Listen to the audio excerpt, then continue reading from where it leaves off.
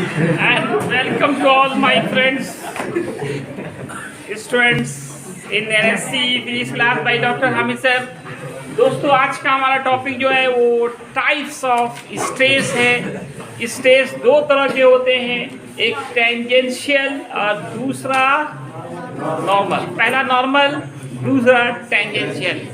Normal stress का दूसरा नाम लॉन्गिट्यूडनल स्ट्रेस है।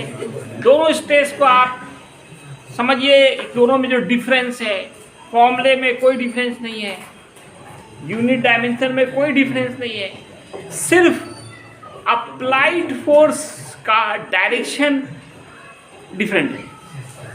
नॉर्मल स्ट्रेस, नॉर्मल का मतलब आप पढ़ा ही होगा, अभिलंब, जो 90 डिग्री का एंगल बना के लगता हो।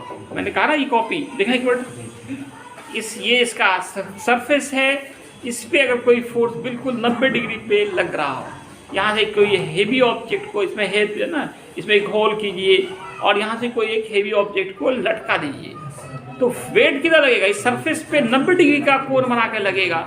इस वक्त का जो स्ट्रेस होगा वो नॉर्मल स्ट्रेस होगा। इसी का दूसरा नाम लॉन्गिट्यूडनल स्ट्रेस है। फॉर्मूला जो स्ट्रेस का होती आ रहा है, force by cross sectional area, वही होगा। यूनिट में भी कोई चेंजिंग नहीं, न्यूटन मीटर इनवर्स 2, और dimension ml inverse t inverse 2 होगा। अब जो है दूसरा क्या है कि अगर हम फोर्स को, ये जो सरफेस है इसको टच करता हुआ लग रहा हो, स्पर्श करता हुआ, छूता हुआ लग रहा हो, तो इस वक्त जो स्ट्रेस होगा that is called tangential stress या शियर स्ट्रेस। टेंजेंशियल स्ट्रेस का ही दूसरा नाम होता है shear stress. The stress produce due to tangential force. Tangent मतलब स्पर्श रेखा। टेंजेंशियल फोर्स इज कॉल्ड, वहाँ पे लाइन आप लिख दें, इज कॉल्ड कहलाता है, क्या कहलाता है? टेंजेंशियल स्ट्रेस, या इसका दूसरा नाम शियर स्ट्रेस बोल सकते हैं। शियर स्ट्रेस फॉर्मूला में कोई चेंजिंग नहीं, फोर्स बाय एरिया, यूनिट नहीं रहेगा, न्यूटन मीटर इनवर्स 2, डायमेंशन होगा ml इनवर्स t इनवर्स 2। अब एक काफी इंपॉर्टेंट काम करने जा रहे हैं, ग्राफ ड्रॉ कर रहे हैं स्ट्रेस और स्ट्रेन के बीच। ग्राफ कैसा होगा वो आपको दिखाया जा रहा है, जिसका नाम है स्ट्रेस स्ट्रेन कर्व। देखिए, जब स्ट्रेन बढ़ता है तो जनरली स्ट्रेस भी बढ़ता है। स्ट्रेन बढ़ाएंगे, किसी तार को जितना ज्यादा आप खींचेंगे, स्प्रिंग को कम खींचेंगे तो आपको लगेगा कि वो कम बल लगा रहा है, ज्यादा खींचेंगे तो ज्यादा लगेगा कि आपको फोर्स लगा रहा है। रिस्टोरिंग फोर्स जो है डिपेंड करता है किस पे, जितना ज्यादा हम खींच रहे हैं तो लंबाई बढ़ रही मतलब स्ट्रेन बढ़ रहा है, तो आप देखिएगा कि वो जो स्प्रिंग फोर्स लगा रहा है वो भी बढ़ने लगता है। मतलब स्ट्रेन के बढ़ाने से स्ट्रेस बढ़ता है, एक लिमिट तक तो दोनों एकदम समान अनुपात में बढ़ता है, जिसको प्रोपोर्शनल लिमिट कहा जाता है। पी से नोट करते हैं, यहाँ तक ग्राफ स्ट्रेट लाइन में आता है। इसके बाद ये ग्राफ कर्व आना शुरू होता है, और एक लिमिट के बाद, एक लिमिट से ज्यादा फोर्स लगा देंगे तो उसका इलास्टिक गुण खत्म हो जाएगा। अब इससे हम जरा सा भी आगे बढ़ेंगे और फोर्स लगाएंगे, शेप साइज चेंज हो गया, फोर्स हटा देंगे तो फिर ओरिजिनल शेप प्राप्त नहीं कर पाएगा। इलास्टिक लिमिट से ऊपर जैसे ही बढ़ेंगे हम लोग, अब आप फोर्स हटा भी दीजिए तब भी वो अपना ओरिजिनल शेप प्राप्त नहीं कर पाएगा। मतलब उसका इलास्टिक प्रॉपर्टी वैनिश हो जाता है, खत्म हो जाता है, समाप्त हो जाता है, उसको हम इलास्टिक लिमिट कहते हैं। इसके बाद भी अगर आपने फोर्स बढ़ाया, स्ट्रेस बढ़ेगा, और एक ऐसा स्ट्रेस आता है जिसमें स्ट्रेस का वैल्यू तो फिक्स होता है। यहाँ से लाइन बिल्कुल आप देख रहे हैं स्ट्रेट लाइन में है, पैरेलल है एक्स एक्सिस का, मतलब स्ट्रेन बढ़ रहा है, स्ट्रेन बढ़ रहा है, लेकिन स्ट्रेस फिक्स है। स्ट्रेस कांस्टेंट होते हुए भी स्ट्रेन बढ़ रहा है, उसको कहते हैं यील्ड पॉइंट। वहां देखिए यील्ड पॉइंट, वाई से नोट करते हैं, ये यील्ड पॉइंट कहलाता है। इसके बाद भी अगर आपने फोर्स लगाया, अंत में क्या होगा? फाइनली तार आपका टूट जाएगा।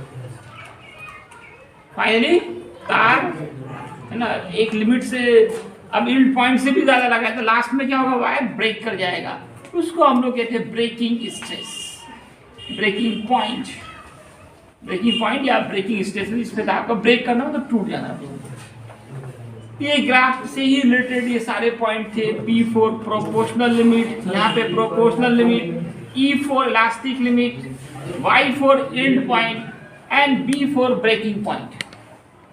B for breaking point, P for proportional limit, E for elastic limit, Y for end point and B for breaking point. ये देख रहे हैं कि स्ट्रेट लाइन नहीं होगी, क्या कर्व है, इसी का नाम है stress strain curve. What is the stress strain curve? We can say that the graph between stress and strain is called stress strain curve. इसमें देखिए प्रोपोर्शनल लिमिट क्या है, वह मैक्सिमम स्ट्रेस है। जहां तक स्ट्रेस और स्ट्रेन के बीच का जो रिलेशन है वो डायरेक्टली प्रोपोर्शनल का होता है, वो प्रोपोर्शनल लिमिट है। और इलास्टिक लिमिट वह स्ट्रेस है जिसके बाद अगर आपने थोड़ा भी और फोर्स बढ़ा दिया तो उसका इलास्टिक गुण खत्म हो जाता है, फिर ओरिजिनल शेप प्राप्त नहीं कर पाता है। That is called elastic limit. इसके बाद क्या है,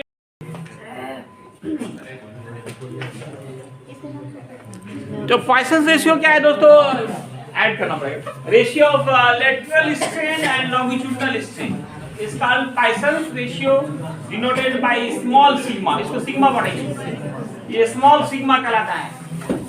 ये क्या कहलाता है, स्मॉल सिग्मा। जब भी किसी तार को हम खींचेंगे क्या होगा, वो लंबा होगा और साथ में पतला होगा। ये जो लंबा हो रहा है उसमें जो स्ट्रेन था उसका नाम था लॉन्गिट्यूडनल, कितना लंबा लंबाई बढ़ा, और जितना ओरिजिनल लेंथ, ये क्या था लेटरल, ये लॉन्गिट्यूडनल स्ट्रेन। और जब लंबाई बढ़ रहा है तो डायमीटर क्या हो रहा है, घट रहा है। तो डायमीटर में जो कमी हुई और जो ओरिजिनल डायमीटर है, ये रेशियो क्या था आपका, इसका नाम क्या था, लेटरल स्ट्रेन। लॉन्गिट्यूडनल स्ट्रेन और लेटरल स्ट्रेन दोनों पढ़ चुके हैं। इसमें दोनों स्ट्रेन ही है या स्ट्रेन है, समझे आप। ऊपर पे लेटरल स्ट्रेन, नीचे क्या है लॉन्गिट्यूडनल स्ट्रेन। इस दोनों का अनुपात ही पॉइसन रेशियो कहलाता है। स्मॉल सिग्मा से डिनोट करते हैं। सिग्मा का formula alpha by beta. Alpha क्या था, लेटरल स्ट्रेन, अल्फा नहीं यार, बीटा बाई अल्फा हो गया, क्या होगा, beta by alpha. Lateral strain denoted by beta and longitudinal strain denoted by alpha. और बीटा का फॉर्मूला था minus D by capital D, alpha का था small L by capital L, minus D by D, ये capital L ऊपर जाएगा, देखिए small L, ये सिग्मा। सिग्मा से क्या हुआ, पॉइसन रेशियो। पॉइसन रेशियो क्या है, रेशियो ऑफ एंड लॉन्गिट्यूडनल। ये भी एक फॉर्मूला यूज करते हैं, सिग्मा बराबर बीटा बाई अल्फा। बीटा का क्या फॉर्मूला था, minus D by capital D. Alpha का स्मॉल एल बाई कैपिटल